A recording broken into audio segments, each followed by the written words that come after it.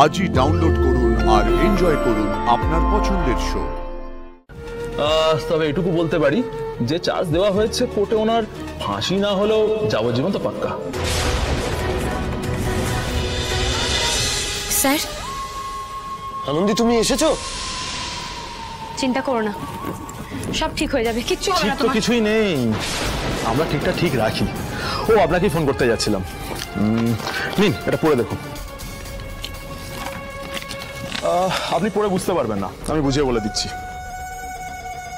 পিস্তলের ফিঙ্গারপ্রিন্টের সঙ্গে আপনার প্রতিদেবতার ফিঙ্গারপ্রিন্ট একেবারে মিলে গেছে। দেখলেন তো ম্যাডাম, আপনার স্বামী আদিদেব লাহিড়ী সুন্দরকে খুনটা করেছে। আনন্দি, আনন্দি তুমি প্লিজ রিপোর্টটা পড়ো। উনি যেটা বলছেন সেটা বোধহয় ভুল বলছেন। তুমি একবার প্লিজ পড়ে দেখো রিপোর্টটা কি লেখা আছে। ঠিকই তো বলছেন উনি, রিপোর্টে যা লেখা আছে উনি তাই বলছেন, এবং সেটাই স্বাভাবিক। মানেটা আমি আপনাকে বুঝিয়ে বলছি যে ডক্টর আদিদেব লাহিড়ীকে ফাঁসানোর জন্য ওরম ভাবে খুন করে লাশটা ব্যাকইয়ার্ডে সাজিয়ে রাখতে পারে, তারপর আবার পিস্তলটা এনে তারই বেডরুমে লুকিয়ে রাখতে পারে, সেই মানুষটা ওই পিস্তলে ডক্টর আদিদেব লাহিড়ীর হাতের ছাপ নিয়ে বসাবে না, তা কি হতে পারে? একটা কথা আছে জানেন তো ম্যাডাম, দুর্জনের ছলের অভাব হয় না। আপনার অবস্থা এখন সেই হয়েছে। স্যার, আপনি আমাকে একটা কথা বলুন, আপনাদের তো একটা বিরাট বড় ফরেনসিক টিম আছে, তাই না? সেই ফরেনসিক টিমের রিপোর্টের ওপর ভিত্তি করে আপনারা আপনাদের কেসগুলোকে এগিয়ে নিয়ে যান। তা আপনি তো আমার থেকে এগুলো বেটার জানবেন যে আপনি যদি কোনো পিস্তলে সজ্ঞানে টাচ নাও করেন, তাহলেও কোনো রকম ভাবে আপনার ওই হাতের ছাপ পিস্তলের উপরে দেওয়া যেতেই পারে। এরকম তো করা যায়, তাই না? এবং এই কাজগুলো করার নানান রকমের রাস্তা আছে। আপনি কি খুব ডিটেকটিভ সিনেমা দেখেন? হ্যাঁ, আমার কথা শুনে আপনার যদি মনে হয় যে ডিটেকটিভ সিনেমা দেখে আমার বুদ্ধি খোলতাই হয়েছে, তাহলে তো বলতে হয় যে আপনিও এরকম 2-4টি সিনেমা দেখে নিন।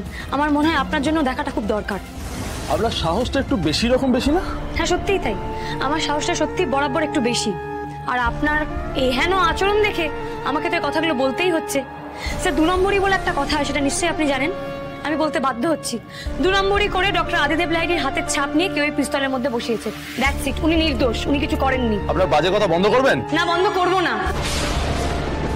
যতক্ষণ না আমার স্বামী ন্যায় বিচার পাচ্ছে, ততক্ষণ আমি কোন রকম কথা বলা বন্ধ করব না। আর আমাদের ন্যায় বিচার, আমাদের একমাত্র সম্বল ছিল আমাদের ওই ছেলে, সে যে অকালে চলে গেল, তার ন্যায় বিচার কে পাইয়ে দেবে? স্যার, আমি আমার ছেলের পায়ের ছাপটুকু তুলে এনেছি, এছাড়া তো আমাদের কাছে ওর আর কোনো স্মৃতি থাকলো না গো। কাকিমা, চুপ, একদম চুপ। তুই আর তোর বর মিলে আমার ছেলেটাকে খুন করে ফেললি। আমরা সুন্দরকে খুন করিনি কাকিমা, এরকম কদর্য কাজ আমরা করতে পারি না। আর সুন্দর তো আমার বন্ধু ছিল। একদম না, ওই মুখে আমার ছেলের একদম নাম নিবি না।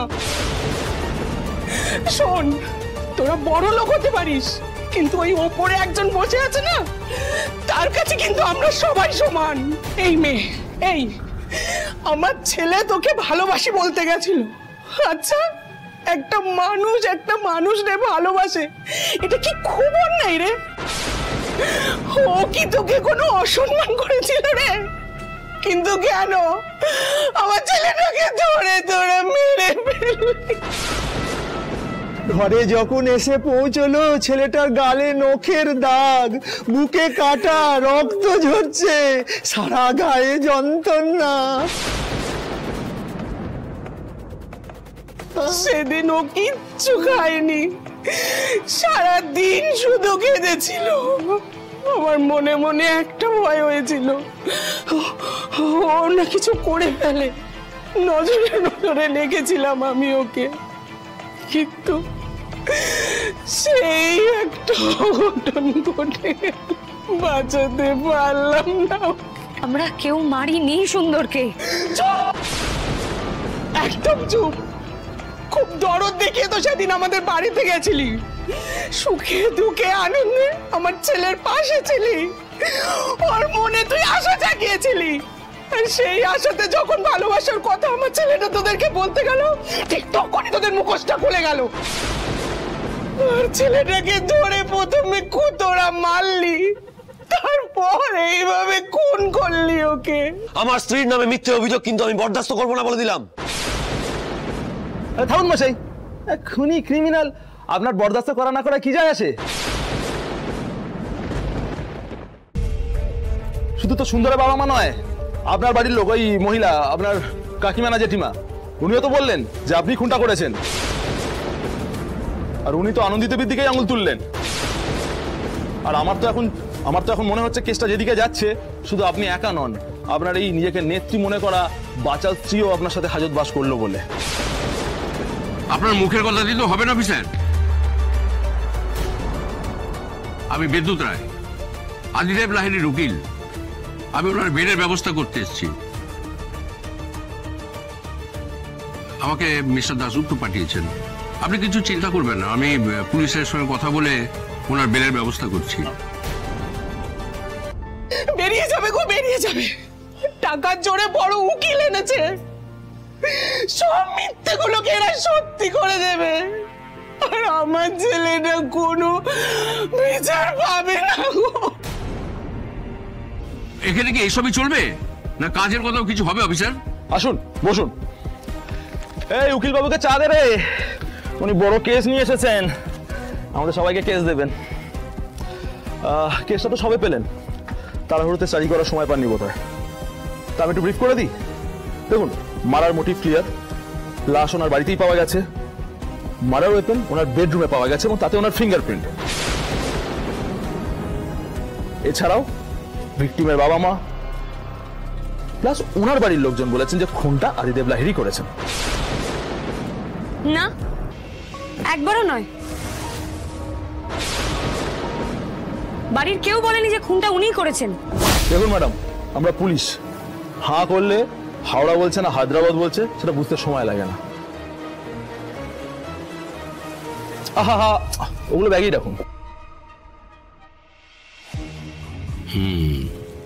নন বেলেবল অফেন্স, সেটা আমিও জানি।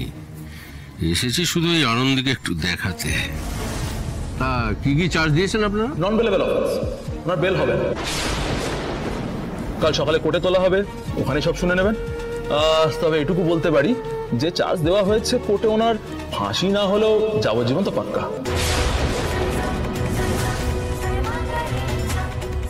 আপনার হাতে ম্যাক্সিমাম 12 ঘন্টা সময় আছে, পারলে নিজের স্বামীকে বাঁচিয়ে নিন। 12 ঘন্টা, 12 আওয়ার্স। 12 ঘন্টা?